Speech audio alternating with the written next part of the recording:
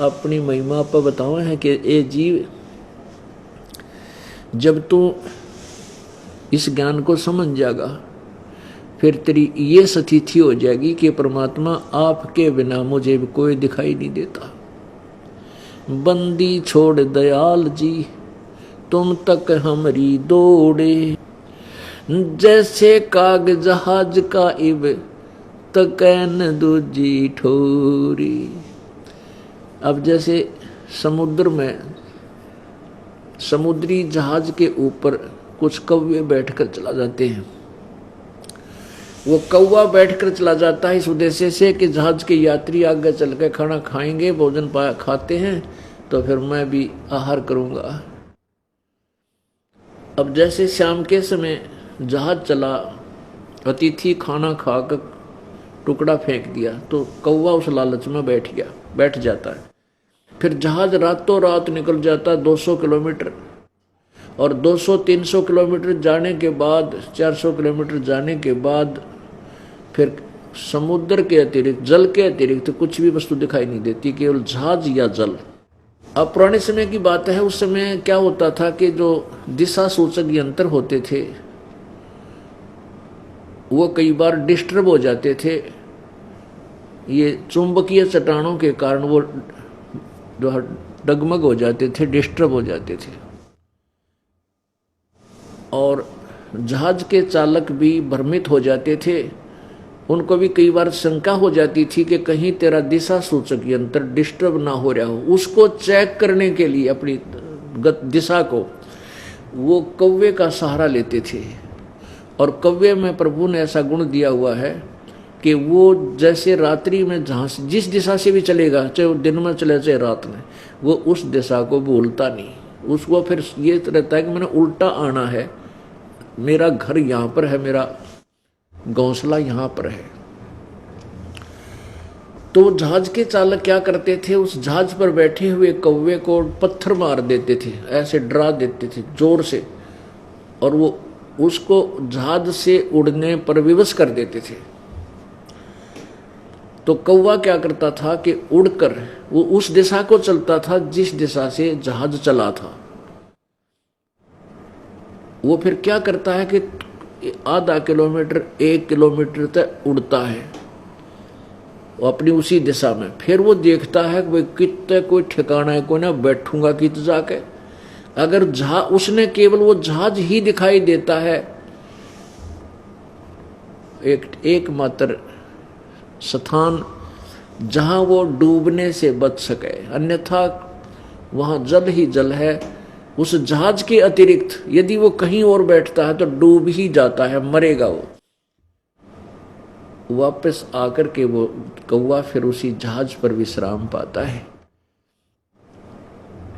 अब परमात्मा यूं कहते हैं, जब आप मेरे से परिचित हो जाओगे और इस आध्यात्मिक ज्ञान से परिचित हो जाओगे, फिर तुम्हारी वो स्थिति हो जाएगी कैसी कि बंदी छोड़ दयाल जी तुम तक हमारी दौड़े, जैसे काग जहाज का अब तक न दूजी ठोरे। इस पृथ्वी पर आपको दूसरा ना संत दिखाई देगा, ना कबीर जी के अतिरिक्त आपको कोई परमात्मा दिखाई देगा। आपकी वो स्थिति हो जाएगी। इस स्थान के अतिरिक्त आप जहां भी जाओगे, आप 84 लाख योनियों के इस समुद्र में डूबने के स्थान पर जाओगे, वहां आप सीधे ही डूबोगे। और ऐसी गलती फिर आप कर नहीं सकते, क्योंकि आपको ज्ञान हो गया। परमात्मा अपनी महिमा आप पर सुनाते हैं हमारे लिए, आप ही दास बनते हैं और आप ही कह रहे हैं कि गुरु जी तुम ना भूलियो। हे परमात्मा, गुरुदेव आप ना भूलना हमारे को, चाहे लाख लोग मिल जाएं और हमसे मेरे जैसे भगत तो आपको लाखों मिल जाएंगे, लेकिन मुझ दास को आप जैसा संत नहीं मिलेगा। हमसे तुमको बहुत है पर तुमसे हमको ना। फिर क्या बताते हैं, तुमरे विसारे क्या बने, अब किसकी शरण में जाऊं, शिव ब्रंच मुनि नारदा इनके हृदय भी ना समाऊं। अब शिव ब्रंच विरंच कहते हैं ब्रह्मा को, शिव विष्णु कहते हैं नारद जैसे इन ऋषियों के इन माछा ना लागू, क्योंकि हम सारा दिन प्रचार करते हैं, एक दूसरे को बताते हैं कि ब्रह्मा विष्णु महेश कंप्लीट गॉड नहीं है, इनकी पूजा से मोक्ष नहीं है। नारद जैसे ऋषियों को भी हम कहते हैं ये ज्ञानी नहीं थे, इनको वेद ज्ञान नहीं था। अब भाई इन नाम कैसे सुहावेंगे, एक आँख भी ना सुहावे हम तो, इनकी तो आँख में कुणक बन गए। और हे परमात्मा तेरी आड़ ना रही तो ये गढ़ देंगे हमने, अगर आपकी शरण मुझे ना रही तो ये फिर मुझे सीधा करेंगे। तो ईब आप नो भी आपसे दूर नहीं हो सकते हम, क्योंकि सत्य का बेड़ा पिट गया। अब हम इनके गुण तक गा नहीं सकते, हाँ इनको बुरा नहीं बता सकते, क्योंकि हमें इतना ज्ञान हो गया। ब्रह्मा विष्णु महेश को हम बुरा नहीं कह सकते, लेकिन इनसे हमारा काम चल रहा है को नहीं। जैसे गीता जी अध्याय नंबर 2 के श्लोक 46 में कहा है कि बहुत बड़े जलाशय की प्राप्ति के उपरांत एक छोटे जलाशय में जैसी श्रद्धा रह जाती है, आस्था रह जाती है, उसी प्रकार पूर्ण परमात्मा की गुणों से परिचित होने के उपरांत इन निम्न सत्र के भगवानों में आपकी उसी ही आस्था रह जाएगी। अब कितना प्यारा उदाहरण दिया पवित्र श्रीमद् भगवत गीता जी ने, कि जैसे पहले क्या होता था पुराने समय में, सतयुग त्रेता द्वापर तक ये ट्यूबल टैबल नहीं थे, ना सिंचाई की नहरें थी, वहां तालाबों पर जनसंख्या कम होया करती, वो तालाबों के ऊपर आश्रित रहते थे। घने धन जोड़नी आदमी ना थे, अपना सिंपल सारा करते, खाया कमाया, घना धन इकट्ठा कराया करते, इसलिए वो तालाबों का झीलों का सहारा लेकर के वहां गांव के गांव बस जाया करते थे। अब जैसे कोई छोटे तालाब के ऊपर आश्रित होकर वहां रह रहा है, परिवार उसके रह रहे हैं, और वहाँ से क्या होता, उस तालाब से ही तो पीने का पानी लेते, उसी से पशुओं को पालते, उसी से कुछ सिंचाई भी करते थे।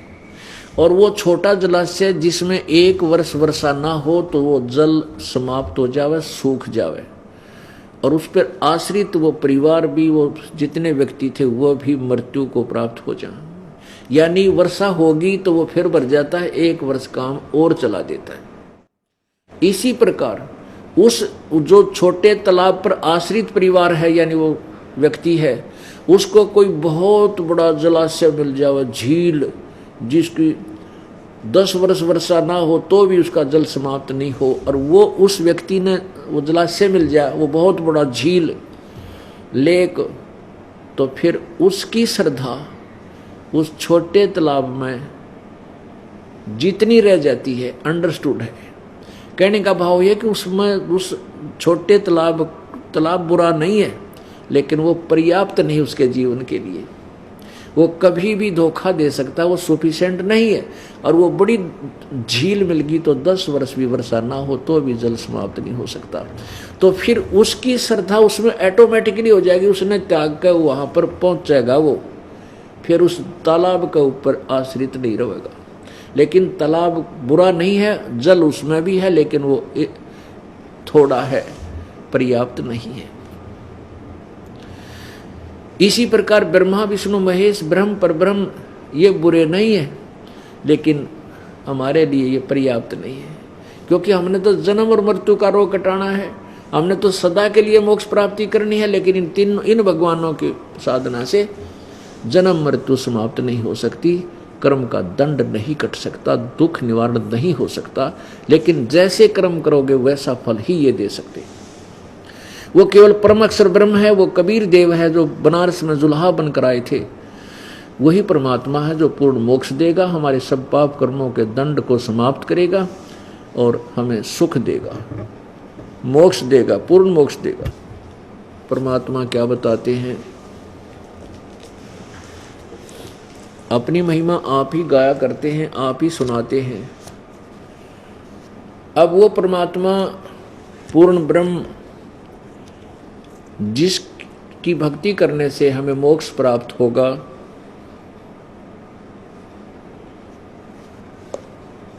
उसके विषय में आदरणीय गरीबदास साहिब जी ने किस प्रकार हमें समझाने की चेष्टा की है। सुरत नृत से परखन आवे है महबूब सरोवा वो, द्वार बार घर छाड़ गए हैं जाए बसे बन खोआ वो। अब प्रथम तो उस परमात्मा का ज्ञान नहीं, प्रथम तो वो परमात्मा है कौन, किसकी भक्ति हमें करनी चाहिए, वो हमें प्राप्त, वो ज्ञान नहीं।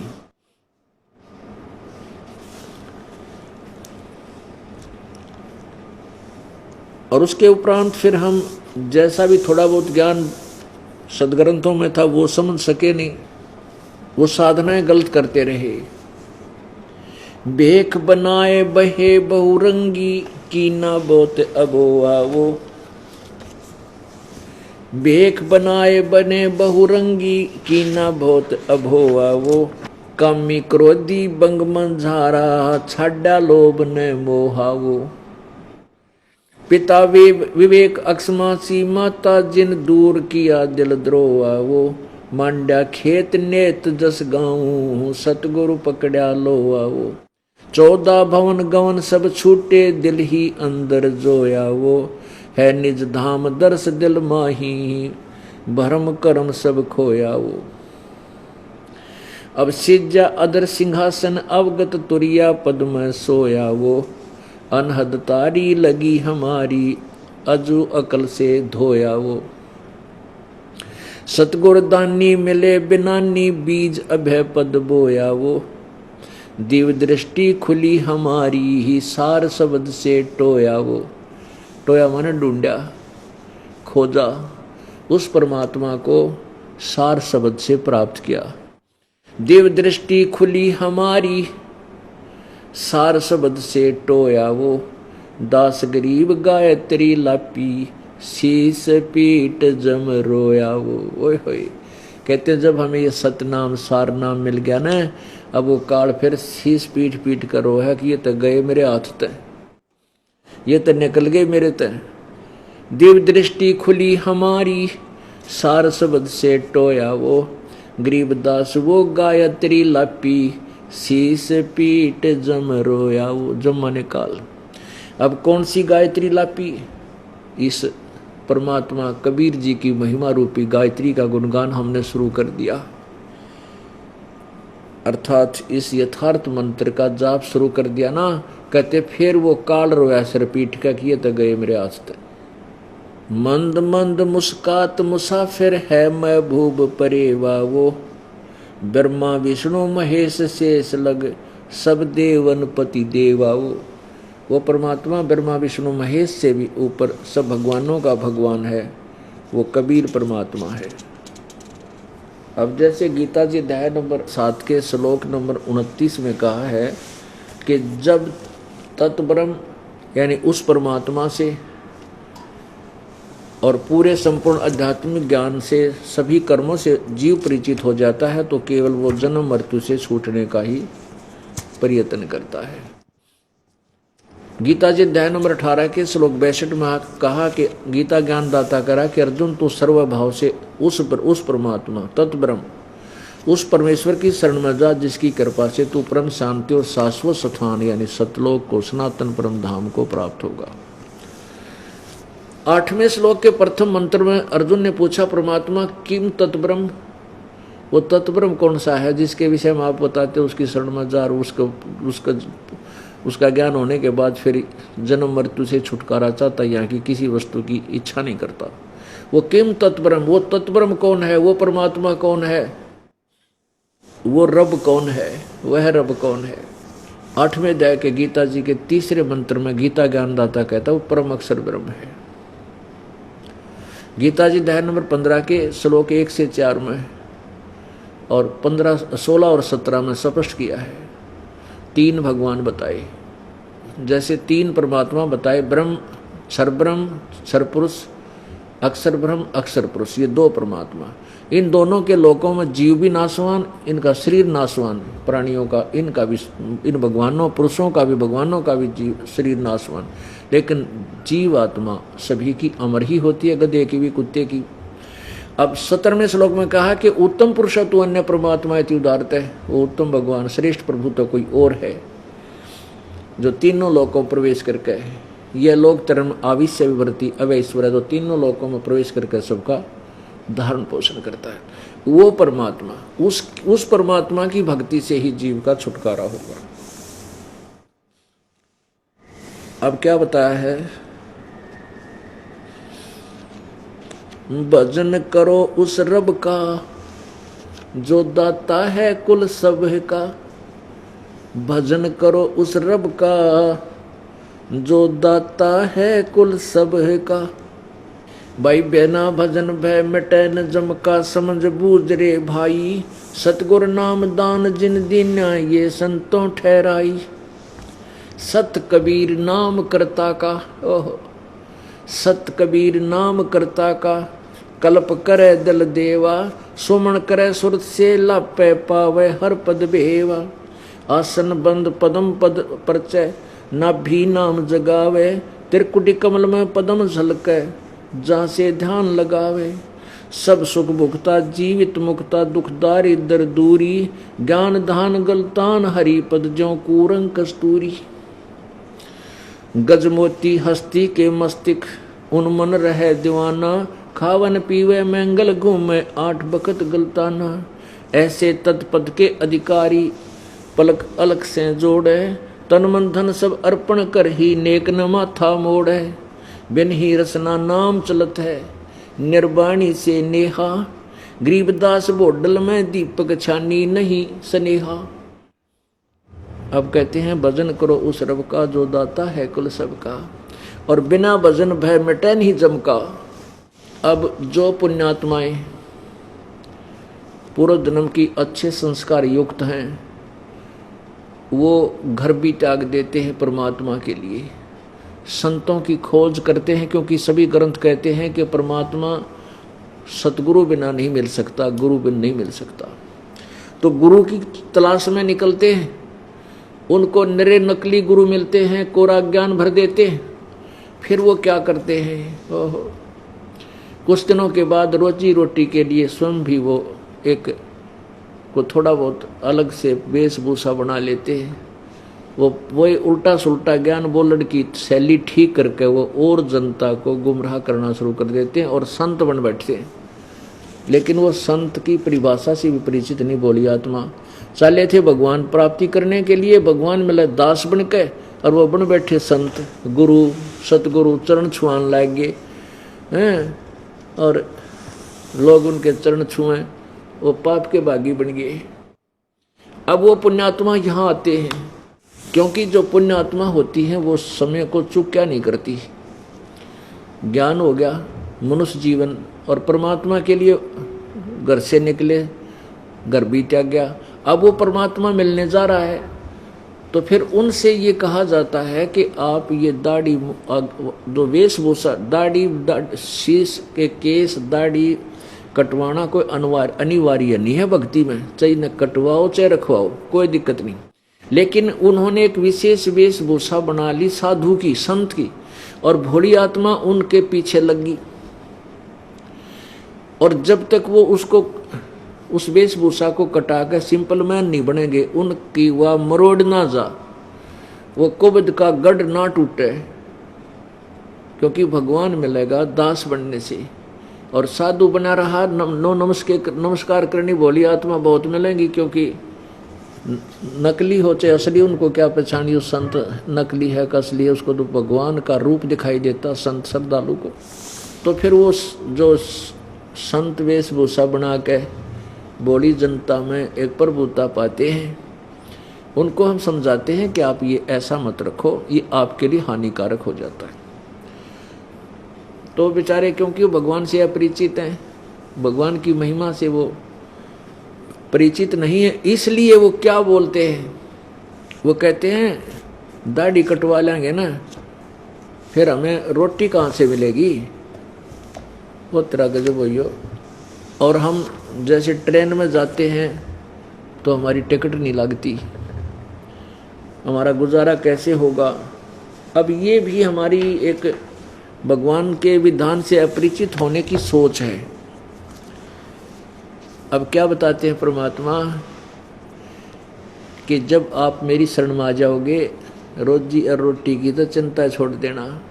जब तीनों लोकों में प्रवेश करके वो सबका धारण पोषण करता है तो हम उसी से सीधे संपर्क में आ गए तो क्या हमें 2 रोटी नहीं देगा? क्या आने जाने का किराया वो नहीं देगा? ना जाने कित के दे देगा। सत्कर मान लेना।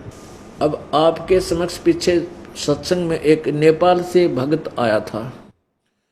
उसने कहा था जी वहाँ के गरीब जनता है और वहाँ से आने में असमर्थ है और वहाँ प्रचार करने के लिए मैं भी इतना समर्थ नहीं हूँ अभी घना प्रचार कर सकूँ।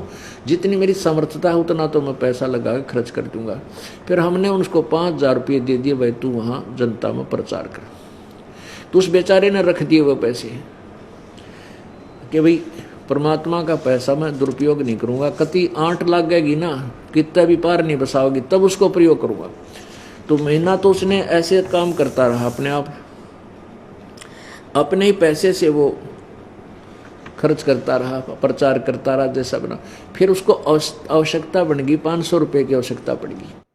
कहता मैंने वो 5,000 रुपये न्यू के न्यू दर रखे थे, 1,000 के नोट और 2 500 के, 4,000 के, कति गिण के वहाँ ऐसे स्थान पर रख देखते बच्चे भी ना छेड़े, घर वालों को पता ही ना चले, वहाँ कभी पैसा मैंने रखा ही नहीं। तो वो गिने तो मैंने पाए वो क्या 2,500 रुपये बढ़ गए। उसमें कहता मैंने पहले 1,000 रुपये निकाल लिए थे तो 6,500 रुपये फिर पाए, 2,500 रुपये टोटल कहता वो बढ़ गए।